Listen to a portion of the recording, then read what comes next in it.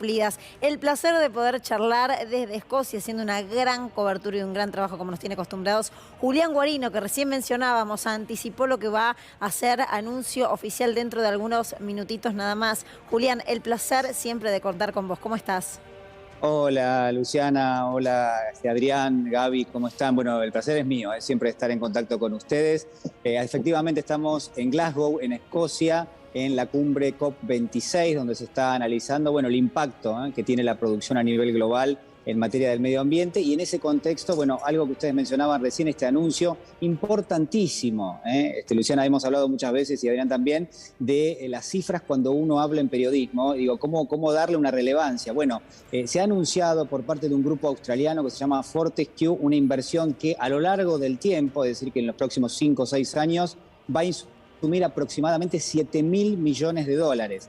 Para tomar una referencia, el Fondo Monetario distribuyó derechos especiales de giro. A la Argentina este año le tocaron 4.000 millones de dólares. Bueno, la inversión es de 7.000. Es bastante más que lo que distribuyó el Fondo Monetario este año para la Argentina. Eso muestra el impacto que va a tener, y el objetivo es generar una producción a nivel global del hidrógeno verde, de esto que hablaba Gabriel muy bien, y que va a tener un impacto importante en materia de creación de puestos de trabajo, y todo lo que ustedes seguramente ya se están imaginando. Julián, por este anuncio, ¿cómo estás observando a la comitiva presidencial? Sí. ¿Notás euforia, entusiasmo? Tengo entendido que se suma a Escocia Matías Culfas. Sí, así es. Matías Culfas ya está aquí en Glasgow. El gobierno argentino en este mismo momento, el gobierno representado por el presidente Alberto Fernández y también por el canciller Santiago Cafiero, está el ministro de Agricultura Julián Domínguez, está, gran parte de la plana económica. Martín Guzmán, por ejemplo, está en Roma en este momento negociando con el Fondo Monetario Internacional, pero aquí en Glasgow el gobierno está reunido en este mismo momento con los empresarios que anunciaron la inversión. En minutos nada más, probablemente en 5, 7, 10 minutos como máximo, probablemente ustedes van a tener la imagen de Alberto Fernández, del empresario que es dueño del grupo Fortescue, que ha anunciado esta inversión. Lo van a tener probablemente en vivo y en directo, haciendo una especie de raconto del anuncio. El anuncio acaba de ocurrir hace apenas una hora y media. Nosotros recibimos algo de información, pudimos anticiparlo en C5N, siempre es un gusto aportar algo de información de carácter de primicia, ¿no? Y en ese punto me parece que en el gobierno no hay satisfacción. Ustedes decían recién, qué difícil muchas veces es concretar los anuncios de inversión, porque van pasando cosas obviamente en el medio y porque los contextos van cambiando. Ahora es un contexto global que va cambiando. Si algo queda en claro aquí en la COP26, todos los líderes mundiales que han hablado hasta ahora han dicho, ya está el cambio, ya está presente, el impacto del COVID-19 nos despertó de alguna forma, hay cuestiones que se están analizando, la transición energética es muy importante, saben ustedes, yo decía más temprano, Argentina es un jugador de primer nivel global en términos de la energía. Tiene el yacimiento, uno de los yacimientos más grandes del mundo de gas, que es el combustible elegido para hacer la transición energética, que va de los combustibles fósiles no renovables a los combustibles que son renovables y que no son contaminantes. En el medio está el gas, que es un combustible que no es renovable, es decir, no se renueva, pero al mismo tiempo no es contaminante, y esta es una gran ventaja. En ese contexto es que se está dando este anuncio, hidrógeno verde. La Argentina podría transformarse en los próximos 3, 4 años en una de las potencias mundiales más importantes en la exportación de ese hidrógeno, y cabe destacar también que en este mismo marco de la COP26 hay algo que el gobierno argentino vino a traer, lo decía recién Gabriel muy bien, que es, cómo se le puede reconocer a los países que cuidan el medio ambiente en términos económicos, que a lo largo de su evolución, muchos de ellos no son desarrollados los países, entonces tienen que generar desarrollo. ¿Cómo se les puede reconocer que no contaminan, mientras que hubo otras potencias mundiales que hace algún tiempo, incluso ahora mismo, están contaminando muchísimo más? Julián, es difícil, entiendo, de medir o de dar precisiones de cuándo estas inversiones van a llegar a la Argentina, bien por lo que recién remarcabas y también decía Gabriel Michi, pero para tomar una dimensión, estamos hablando de un monto que puede movilizar ¿qué? qué? Si tenés algún parámetro o cuál es la expectativa de además de hacerle un bien al medio ambiente, que es un bien muy, pero muy importante, central en las agendas del mundo, Sí. para cuidar lo que tenemos, básicamente. Claro, y claro, porque además es el por futuro, supuesto. y el futuro ya llegó, diría el Indio Solari, llegó hace rato. Sí. ¿Qué magnitud tiene esta inversión Sí. para la Argentina de lo que está acostumbrada la Argentina?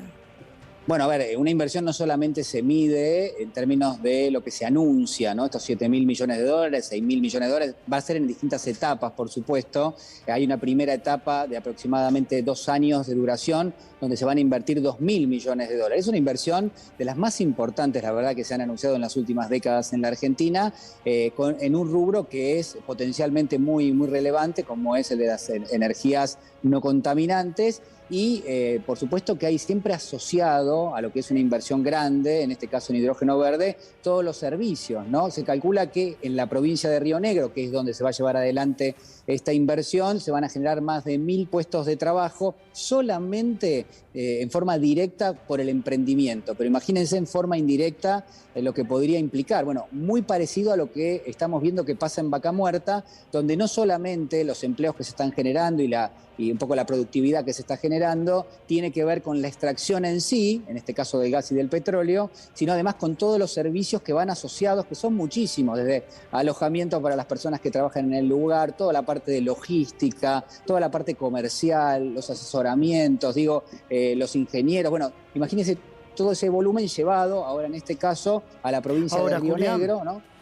Sí. Podemos decir que hoy el mundo enfrenta dos problemas: la recuperación pospandémica y el calentamiento global. ¿Qué pasó con la ausencia del presidente de China? Recordemos que todavía Biden, desde que asumió, no se dio un encuentro bilateral con el presidente chino. Sí. ¿Esto podría ser una frustración para la cumbre climática? Bueno, a ver, yo creo que hay distintos jugadores que tienen un peso relativo. Seguramente Gabriel va a poder responder eso más que yo, pero lo que quiero marcar es esto, y por supuesto le doy paso a Gaby. Lo que quiero consignar es, cada uno de los países ha tenido una historia con respecto a las políticas aplicadas al cuidado del medio ambiente, y de la misma manera han tenido una historia en términos de las políticas que han aplicado en materia de productividad, métodos de producción, métodos contaminantes. Es decir, hay países como los Estados Unidos que en algún momento no se querían subir a lo que son los grandes acuerdos por el clima, y quizás hay gestiones como la de Joe Biden que dijo, bueno, hasta acá llegamos, a partir de ahora sí, Estados Unidos es parte de todo esto y lo que queremos es que todos contribuyan. China, piensen ustedes que no es un país desarrollado, por más que en términos económicos, ¿no? Es un país en vías de desarrollo, es una potencia a nivel global, pero no tiene, los mismos registros de evolución económica que pudo tener los Estados Unidos. Por eso es que se lo mira a China de una forma distinta. Es un país que contamina, como los Estados Unidos, como Alemania, como Francia, pero al mismo tiempo es un país que no quiere resignar desarrollo económico cuidando el planeta, y por eso entonces es bastante renuente muchas veces a participar. Sobre todo, Gaby, las emisiones de carbono de China. ¿Se compromete China en este contexto o no? Claro, lo que un poco Julián lo explicaba muy bien recién. Lo que dice China es, nosotros llegamos al desarrollo económico un poco más tardíamente que lo ha hecho Estados Unidos, por ejemplo, que utilizó energías no renovables para convertirse en la potencia que es hoy. En estos momentos donde China está creciendo muchísimo... Arranquen ustedes, dice Claro, China. dice, me están pidiendo que yo limite mi desarrollo económico porque, como bien decías, Adrián, justamente pensemos que casi el 60% de la producción industrial en China se genera con carbón. Y entonces, que es lo más contaminante que hay. Entonces, y le están pidiendo, hay que reducir la utilización de carbón a nivel mundial para evitar los gases de efecto invernadero. ¿Y qué dice China? En este momento donde yo estoy creciendo de esta manera, no me pueden cortar las piernas, como diría Diego Armando Maradona. Tenemos una desigualdad con respecto a Estados Unidos que hoy por hoy ya se nutrió de ese tipo de energía, contaminó y bueno, y ahora está pidiéndome que haga un esfuerzo que no hizo él antes, ¿no? Un poco es eso. Se ríe Julián. Sí, me río con porque caminando, me van cambiando las luces, le pido disculpas. No, pero está porque perfecto. me estoy acercando hacia un balconcito que hay acá en la COP26, donde en instantes nada más va a llegar el presidente de la Nación, Alberto Fernández. Probablemente se va a transmitir esto, pero a ver, voy a tratar de dar vuelta a la cámara a ver si lo ven. Allí hay un grupo de periodistas, ustedes seguramente no sé si lo están viendo. Sí, perfecto. Sí. Bueno, allí en instantes nada más, fíjense que está ahí, está preparado, ahí está un poco el stand de la COP26. Hay periodistas, allí están los colegas con los cuales he venido aquí a Escocia, y va a estar el grupo empresario que anunció la inversión. Esto va a ser en instantes nada más. O sea, Julián, sumo sí. a la gente que recién se está incorporando a C5N, sí. Estamos en vivo, estaba pautado para las 2:15 de la tarde, un poquitito pasados, esperando la conferencia de prensa con el anuncio que fue anticipo de Julián Guarino en vivo y trabajando allí desde Glasgow. Decís que además de Matías Culfas y además de Santiago Cafiero, ¿puede estar Alberto Fernández también en esta conferencia? Sí, a ver, el presidente estuvo reunido recién con quienes están al frente de este grupo empresario para que les cuenten de un poco cuál es la situación en este momento, cuáles son las características que puede llegar a tener la inversión que se va a llevar adelante, cómo estima el gobierno también, porque ustedes piensen que alguien que va a invertir a lo largo de los próximos años 7.000 millones de dólares quiere tener de primera mano, en este caso del presidente de la Nación, bueno, cuál es su mirada de la Argentina como una de las potencias en materia de exportación de energía, ¿no? Alguien invierte para después tratar de tener algún tipo de beneficio. Esta es la ecuación principal.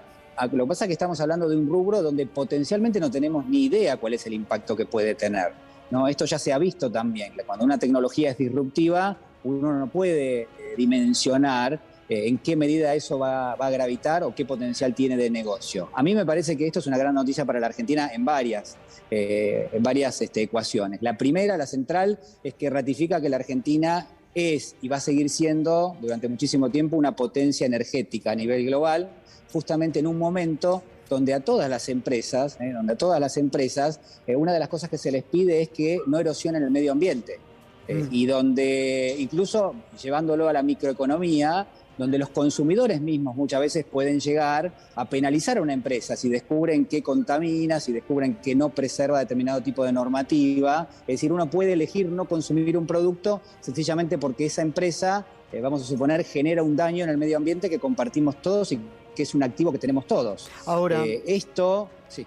Julián, en relación a lo que venís contando, es una noticia muy importante para el gobierno. El gobierno inicia un camino, un recorrido de buenas noticias, y te escuchaba y te leía el fin de semana. El gobierno en Roma, a ver, el presidente se va de Roma con una victoria porque logra instalar en el documento final del G20 un párrafo muy importante que es eliminar las sobretasas, una recomendación al Fondo Monetario Internacional que elimine las sobretasas de lo que cobra ese organismo a los países deudores. Esto es un triunfo, ¿no, Julián? ¿Cómo lo analizás vos? Sí, yo creo que hay que hacer o hay que tomar dos registros de eso. El primero, una victoria del gobierno diplomática porque ha logrado que el grupo de los 20, el G20, lo plantee en lo que es su documento final. Es decir, ¿qué plantea el G20? Le hace una recomendación o una sugerencia, en este caso al Fondo Monetario Internacional, de que lleve adelante algún tipo de análisis con respecto a los sobrecargos. No le dice específicamente que apruebe esa revisión. Lo que le dice es, bueno, para nosotros es importante que ustedes tengan en cuenta esto y en todo caso que ustedes decidan, porque hay que decirlo, el Fondo Monetario es autónomo, es decir, no tiene por qué obedecer a lo que dice el G20. Pero la verdad que en términos diplomáticos, hasta hace algún tiempo era muy difícil siquiera que el G20 de alguna manera sumase en su comunicado final, en su mensaje final, una recomendación al fondo en este punto. Y hoy el gobierno argentino lo ha logrado.